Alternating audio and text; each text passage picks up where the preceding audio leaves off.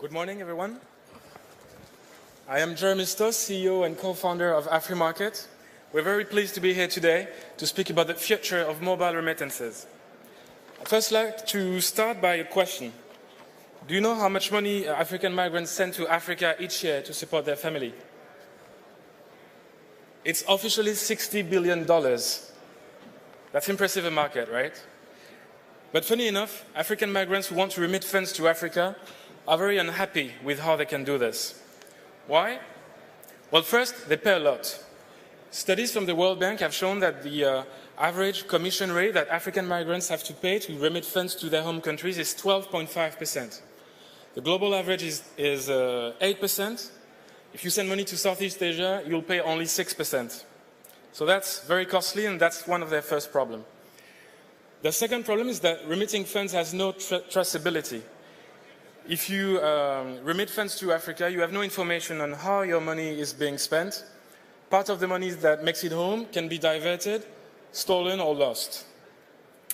When asked, 70% of African migrants say that they would like to have a way to be sure how their money is spent and that it's spent usefully. So we have a huge market populated with many clients that are very angry with how they can remit funds to Africa. And that's where Afrimarket comes in. Afrimarket is an innovative money transfer operator. We are a fintech. And what we do at Afrimarket is we enable African migrants to send dedicated funds directly to their family at a fraction of the cost of traditional money transfer. How do we do this? Well, what I'll do is I'll show you with Afrimarket how sending money to Africa is just 3 clicks away. I would go to our website. Can you please pass the... there's the website on here that I would like to show you. Well, it's not working. Sorry, curse of the live demo. I'll just explain how it works. You would go on the Afrimarket website. You choose a city where you want money to be spent, and you choose a specific point of sale that is an affiliate of Afrimarket. It can be a pharmacy, it can be a library, a bookshop, it can be a hospital, it can be a supermarket.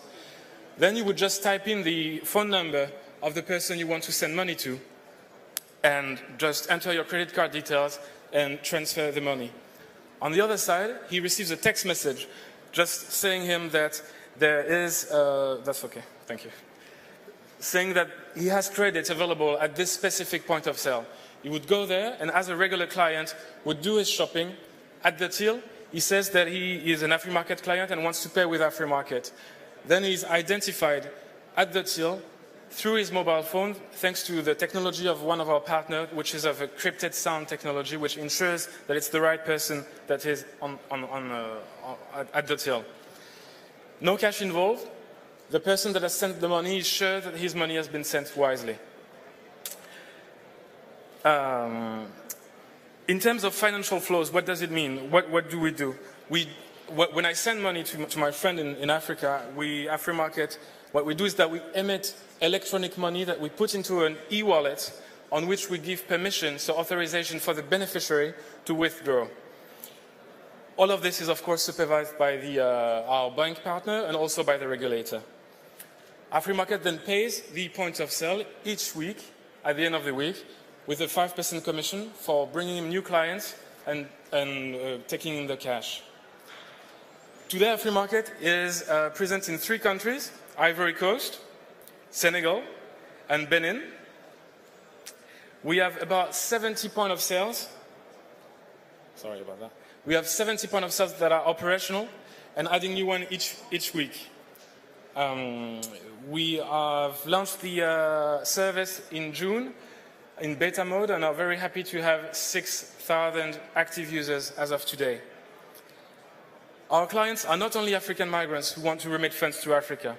There are also NGOs that want to send goods for their various programs in Africa where we operate, to send directly medicines, for example. We are also leveraging the value of our affiliated network in Africa to propose a new service as of January with a new platform based on the same technology. This service would allow international and local SMEs and companies to use our affiliated network to emit electronic vouchers to be redeemed at our point of sales. So that's the revolution that we want to see in mobile transfer in Africa today, to shift away from a traditional approach of cash to cash to go to a new approach of cash to goods, while reducing the cost of remitting funds for all. Thank you. Thank you. Why don't you join me over here? It'll be a little bit easier to have you address our judges. And good job dealing with the technical glitch there, walking us or talking us through the demo. Gentlemen, what questions do you have about Afrimarket? Is this working? Tony, why don't you go? You're ready to go. I was curious. You talked about $60 billion in cash, but how many transactions is that? The average remittance flow that people send is 100 euros. So they send 100 euros on an average every month, and that goes to as many transactions as the 60 billions. What is difficult to see is that these 60 billions are just the tip of the iceberg. These are the official flows that goes through banks or through regular money transfer operators. It does not account for the unofficial flows of money that go, and which are estimated to be 100 billion. So you mentioned, congratulations, by the way. You're definitely addressing a market that's probably underserved, and I love that you're doing it with a mobile approach to things. You mentioned high transaction fees, 12% going down to 6%. How do you specifically attack the 12%? You mentioned 5% fee on the affiliate side. Walk me through that. How is your, if I'm sending $100 to Senegal, how do I end up doing better than, I guess, 88 actually reaching the recipient? Yeah. If you would send with a traditional money operator, money transfer operator, money to Africa, you would spend an average 12.5%. That includes the fee on the transfer, but also the money that is made on the exchange rate.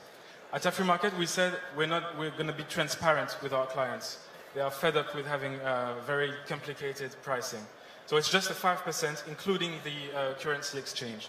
So if you would send 100 euros, you would only pay 5 euros. That's the first thing.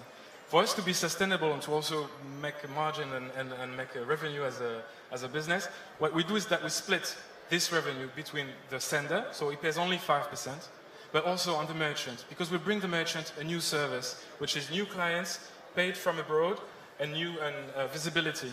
So we take also an average of 5% on the merchant. So that's how we do it. Quick follow-up, and so the merchant is not marking that up again. Do you have rules? We have rules, and it's specifically written in the contracts, yes, that they have to make the same price for regular clients than for Afrimarket clients. Okay. So what's success for you in like 3 to 5 years? How much of that market do you intend to take? We know that the cash to goods only answers part of the equation. There are needs for cash to buy things that you need to pay cash, or there are things that you want to pay cash. So the cash to good market is not the entire money transfer market. Our goal at Afrimarket is to take 10% of that market in the corridors where we operate. So that's currently France to Ivory Coast, Benin, and Senegal, and will soon be expanding. Okay. Other questions from our judges? Yes, Charlie. Do you intend to stay on the African continent, or will you go to other markets eventually? How big do you think you can become? Yes, we are very dedicated to solving the African problem of money transfers. They pay the higher tariffs, and we don't think it's fair. So we want to stay on this continent for now. It's also a question of the culture and the market being adapted to what we do. Bankarization rates in Africa are about 5%. Our solution using mobile phone, when you have mobile phone penetration in Africa of about 100%, is very targeted to what they do. So, and another quick follow-up: do the merchants have to have any special equipment? The merchants have to have a device, although we can put that on an app in a regular phone, and we provide them with the terminal of payment for them to be able to authentify the transaction with our technology of crypted sound. So you're actually providing some form of tablet or something? It's just a terminal of payment that works with phones, like would do your credit card paying at the till at a regular shop. Like a credit card reader type device. Yes. Great. I'm going to take the privilege of being moderator to ask the last question. You mentioned NGOs as one of your customers. That seems to be a very big potential market or customer. What do you expect the ratio of individuals to NGOs to be? And do you make more margin with an NGO than you would with an individual? Yes, the market for NGOs is really for NGOs to be able to send directly medicine, for example, or pay tuition fees. That is, if normally they would do it, they would either transfer the money and pay high tariffs, or they would send directly the medicines, which are then held up at the customs or make it very long to arrive at the point of destination. So that's how we address their needs, by sending dedicated money to the pharmacy, for example, so that they can directly buy the medicines locally. We expect the ratio in terms of volume to be much higher for NGOs, because of course the programs are much higher, but not in terms of specific transactions. NGOs would do one transaction each year with us for a larger amount. Excellent. Okay, well, thank you very much for getting us started, and judges, thanks for your questions. We'll let you tabulate your scores. I'll take that from you. Thank you very much.